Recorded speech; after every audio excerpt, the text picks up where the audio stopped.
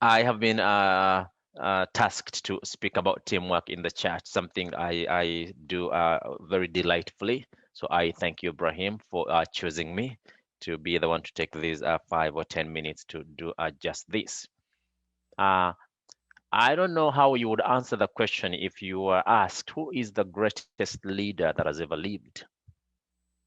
It's not a tricky question. It is a question that can be backed by so much evidence. And I won't I won't take so much time here. The greatest leader that has ever lived is a man called Jesus Christ. Now think of this man as a leader for a second. Maybe you have never done so. Think of him as a leader. Here is a very seemingly unlike person that you would think would be the one to end up leading millions and millions of people. A very young man of 33 years. He goes and he starts his work and he recruits 12 very unlikely individuals that you would not think would be able to move this world as we know it. He recruits them. He's very intentional in who he chooses as a leader, and when we look back at what he has accomplished and how much he has been followed, we can conclude, without me taking you into too much detail, that there's not a leader that this world has ever seen that has had so much influence and impact on the world as we know it as this man, Jesus. Now, there are some principles that he had in his model of leadership, which brings me to teamwork in the church. Yes, many people have different leadership models. My brother Chigundo is excellent at teaching about these kinds of things. There's this leadership model that Jesus used, and it's called servant leadership. This model is the model that got him to to lead by serving. When I look at one of the elements in the book that Brahim shares here, he highlights the word leading at the same time as he highlights the word serving, because he says, moreover, it encompasses the idea of serving, leading, helping, and supporting each other within the community.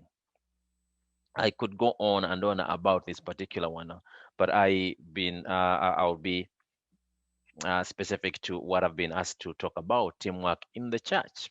There's a scripture in the book of First Corinthians. Now, Paul, the writer, writes to the church in Corinth, and I want you to just listen to the words he says when he is talking to the people in the church of this city called Corinth. When he gets to, so the chapter is 12, but when he gets to verse 14, he says these words. He says, even so, the body is not made up of one part, but of many parts. And he says this word. Now remember, as you think about life is a teamwork, which is the reason as why we are here today.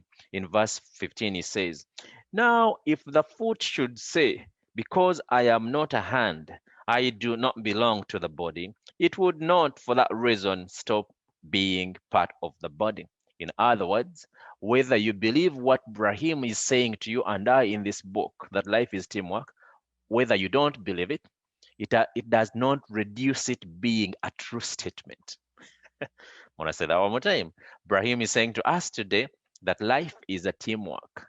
According to Paul here, as he writes to the church, he concludes and he says, whether you believe that statement that life is a teamwork or whether you don't believe it, it does not reduce that statement being a true statement. So I thank you, Brahim, for allowing God to work through you as you write this word to remind us, to provoke us in a positive way, to push us a little bit to remember that teamwork is not just some light, simple concept, but it is life itself. So I thank you for that. And Paul goes ahead to emphasize that. And now he goes in verse 16 and he says, I'm reading from from the Bible, because when you ask me to speak about teamwork in the church, I am very limited, or I will be short if I don't speak from the Bible itself. Now, verse 16, he says, he's talking about the team members. Now, these are the team members. The first team member he talked about there was the foot. Now, there's also another team member there we are going to look at in verse 16, and it says, if the ear should say, because I am not an eye, I don't belong to the body, it would not for that reason stop being a part of the body. In other words, saying, Eddie, you deceive only yourself if you're saying that life is not teamwork. You only have you to deceive. And that is something so profound that you're telling us, Brahim, as Paul also emphasizes it here.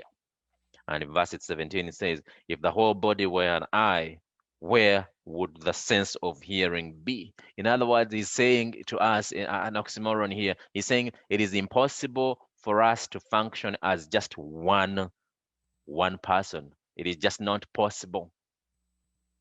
And verse 17, he goes to say, if the whole body was an eye, where would the sense of hearing be? It's a question. It's a rhetoric question. It's a rhetoric question. And if the whole body were an ear, where would the sense of smell be? He says, but in fact, in verse 18, God has placed the parts in the body, every one of them, just as he wanted them to be. If they one part, where would the body be? As it is, there are many parts, but one body. The eye, now you team members, you, myself, and all the other team members, the eye cannot say to the hand, I don't need you. And God forbid, should any of the team members in this team say to the other team member that I don't need you. And the head cannot say to the feet, I don't need you.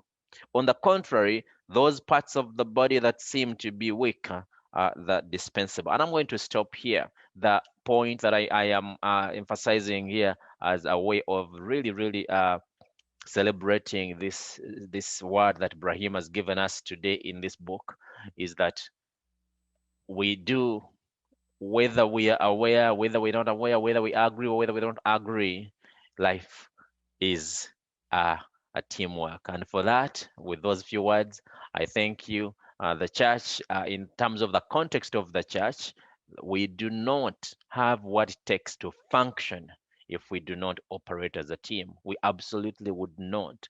Jesus could not have achieved what he achieved if he didn't work together with the 12 the way he worked together with the 12. The 12 could not do what Jesus wanted them to do if they did not stick together. There were so many, I'm going to say understandable. There were so many understandable reasons for them to have opted out. There was persecution. There was scarcity of resources. Today, people jump in the car and they travel to a place and they do work. They had to use different kinds of means of transport to do the work they had to do. But because they stuck together as a team, they set a model for us as a church to embrace that model of working together as a team against all odds. Working as a team does not in any way suggest that it's the easy way to do things. What it is suggesting is that it is the right way to live life itself.